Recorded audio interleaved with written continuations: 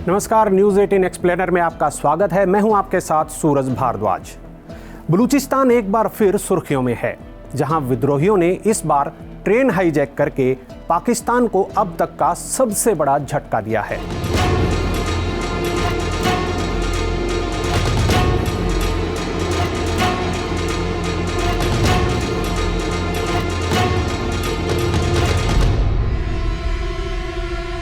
बलूचिस्तान की समस्या की जड़ क्या है? क्यों यहां शुरू से ही विरोध चल रहा है? अब तो विद्रोहियों ने पूरी की पूरी ट्रेन को ही हाईजैक कर लिया। दरअसल जब भारत पाकिस्तान के बंटवारे के समय रियासतों का बंटवारा हो रहा था, तो जम्मू कश्मीर की तरह बलूचिस्तान भी भारत के साथ आना चाहता था।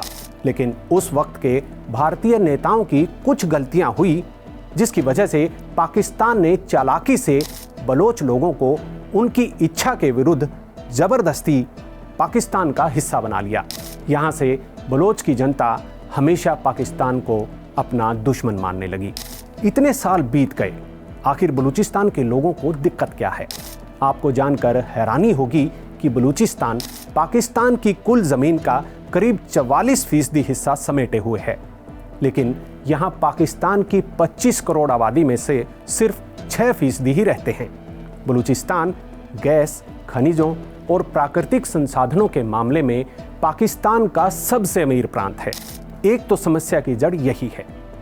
दूसरा, जिस सीपैक परियोजना यानी चीन पाकिस्तान इकोनॉमिक कॉरिडोर की फंडिंग चीन कर रहा है, उसका एक बड़ा हिस्सा भी बलूचिस्तान में ही है। एक तरफ बलूचिस्तान में जनता के पास पीने लायक पानी तक नहीं, वहीं चीन अपने व्यापार और ताकत को बढ़ाने के लिए अरबों रुपए खर्च कर रहा है। यही बात बलूचिस्तान के लोगों को नागवार गुजरी और आज तक इसका विरोध कर रहे हैं। दूसरी ओर प्राकृतिक संसाधनों का जमकर दोहन करे पाकिस्तानी हुकूमत, लेकिन विकास के नाम पर बलूचिस्तान में सिर्फ भूखमरी और बीमारियां। यही वजह है कि बलूचिस्तान अपने अलग अस्तित्व की लड़ाई बरसों से लड़ रहा है। बलोच लोगों का कहना है कि वो पूरी तरह से संपन्न हैं और अपने घर यानी बलूचिस्तान को अच्छे से चला सकते हैं और इसीलिए अलग देश की मांग कर रहे हैं। यही मांग अब निर्णायक मोड़ पर पहुंच चुकी है। ट्रेन हाईजैक का मामला बलूचिस्तान में अचानक से हुई कोई घटना नहीं, बल्कि दशकों से बलोच विद्रोहियों के आक्रोश का नतीजा है। इतने सालों में कई बलोच नेता खड़े हुए। पाकिस्तानी हुकूमत ने कुछ को ढेर किया, कई विदेशों से ऑपरेट कर रहे हैं और कई जेलों में बंद हैं। 11 मार्च को क्वेटा से पेशावर जा रही ट्रेन को इन्हीं बलूच राजनीतिक कैदियों की रिहाई के लिए हाईजैक किया गया था। बलूचिस्तान में इस समय कई विद्रोही संगठन जैसे कि Baloch liberation front, Baloch liberation army, republican guard, liberation tigers, Baloch nationalist army और यूनाइटेड बलोच आर्मी आज़ादी की लड़ाई लड़ रहे हैं। सभी विद्रोही लड़ाकों का मकसद एक है, तो फिर लड़ाई अलग अलग क्यों? इसकी वजह है लड़ाई का तरीका। एक संगठन आत्मघाती हमलों के जरिए पाकिस्तान को सबक सिखा रहा है, जबकि दूसरा संगठन मानव बम के हक में नहीं है। इसके अलावा एकजुट हो जाने के बाद नेतृत्व कौन करेगा, इस पर भी सहमति अभी नहीं बनी है। लेकिन इतना इन विद्रोहियों को भी समझ में आ चुका है कि एकला चलो की नीति इन्हें मंजिल तक नहीं पहुंचा पाएगी। यही वजह है कि इनके एकजुट होने की कवायद जारी है और इन संगठनों में से BLA, BLF और BRG का ब्रास के नाम से एक संयुक्त संगठन बन भी चुका है और 11 मार्च के ट्रेन हाईजैक की जिम्मेदारी इन्हीं में से BLA यानी बलूचिस्तान लिबरेशन आर्मी ने ली है। अब बात भारत की। पड़ोस में इतनी बड़ी घटना हो जाए और इसका असर भारत पर पड़ना भी लाजमी है। पाकिस्तान में पत्ता भी हिले और भारत का जिक्र ना हो, ऐसा नामुमकिन है। अपनी हर समस्या का ठीकरा भारत पर फोड़ना पाकिस्तान की पुरानी आदत है। आज जब बलूच विद्रोहियों ने पाकिस्तान के अत्याचार से परेशान होकर बंदूक उठाई है, तो इसके लिए भी वो भारत पर ही आरोप लगा रहा है। पाकिस्तान में बलूच विद्रोहियों द्वारा ट्रेन हाईजैक के बाद पाकिस्तानी सरकार की ओर से बेबुनियाद आरोप भारत पर लगाए गए। पाकिस्तानी प्रधानमंत्री शहबाज शरीफ के राजनीतिक सलाहकार राणा सनाउल्लाह ने बलोच लड़ाकों की मदद के पीछे भारत को जिम्मेदार ठहराया। उन्होंने कहा कि इसमें कोई शक नहीं कि ये सब भारत ही कर रहा है। पाकिस्तान अब लोकतंत्र की दुहाई भी दे रहा है। राणा ने कहा कि बलोच लड़ाकों को अफगानिस्तान में सेफ हेवन मिला हुआ है, जहां बैठकर हर किस्म की वो प्लानिंग करते हैं। बलूचिस्तान कोई राजनीतिक मुद्दा नहीं है, लेकिन अगर वो इलेक्शन की बात करेंगे तो आकर लड़ेंगे नहीं। जो लोग राजनीतिक लड़ाई लड़ रहे हैं, हमें उनके साथ बैठकर बातचीत करनी चाहिए।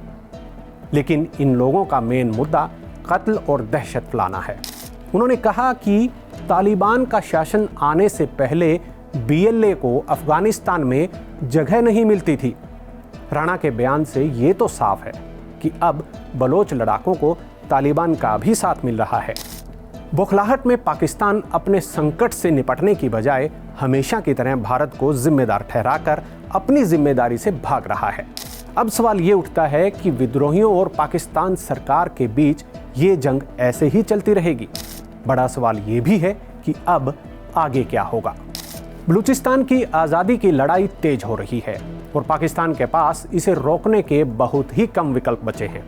ट्रेन हाईजैक की घटना के बाद खासतौर पर पाकिस्तानी पंजाबी समुदाय की ओर से मांग उठ रही है कि पंजाबी प्रधान पाकिस्तानी आर्मी अब बलोचों के खिलाफ पूरी ताकत से कार्रवाई करे।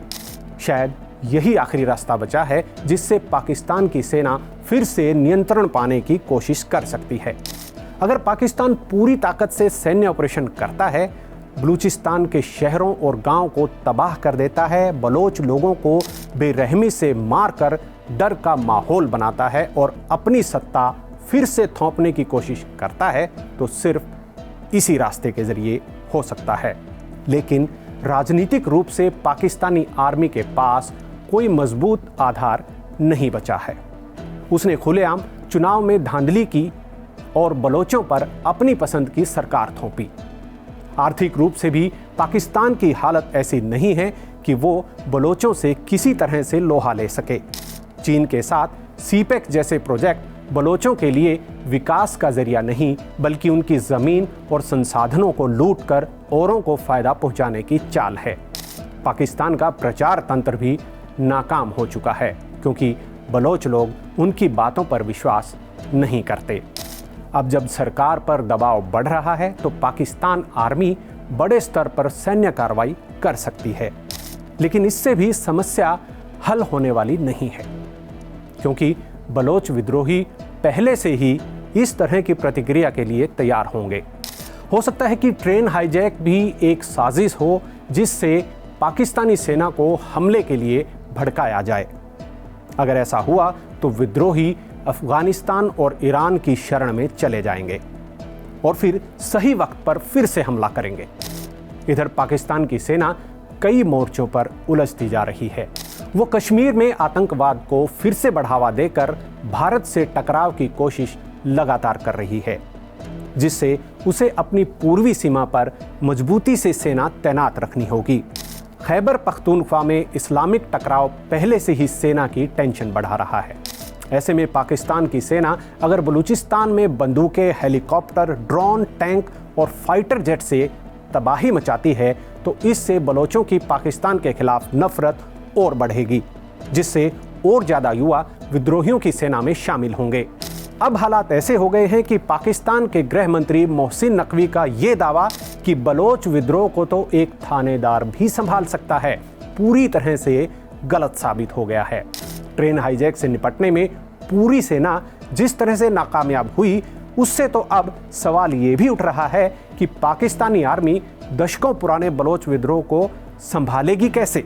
बलूचिस्तान के नेता और वहां के पूर्व मुख्यमंत्री अख्तर मेंगल ने दावा किया है कि बलूचिस्तान पर पाकिस्तान का कंट्रोल पूरी तरह खत्म हो चुका है। अंतर्राष्ट्रीय स्तर पर भी कई देश बलूचिस्तान में मानवाधिकारों के उल्लंघन का विरोध कर रहे हैं।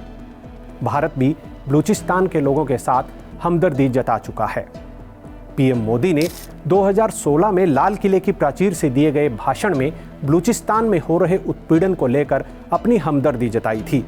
उसके बाद बलोच लोगों के लिए संघर्ष पर दुनिया का और भी ध्यान गया। अब तो खुद पाकिस्तान की नेशनल असेंबली में भी सवाल उठने लगे हैं कि पाकिस्तान एक बार फिर से विभाजित हो सकता है, खासकर बलूचिस्तान। तो क्या बांग्लादेश की तरह पाकिस्तान एक बार फिर इतिहास दोहराएगा और 2 टुकड़ों में बंट जाएगा? हालात तो ऐसे ही कुछ बयां कर रहे हैं।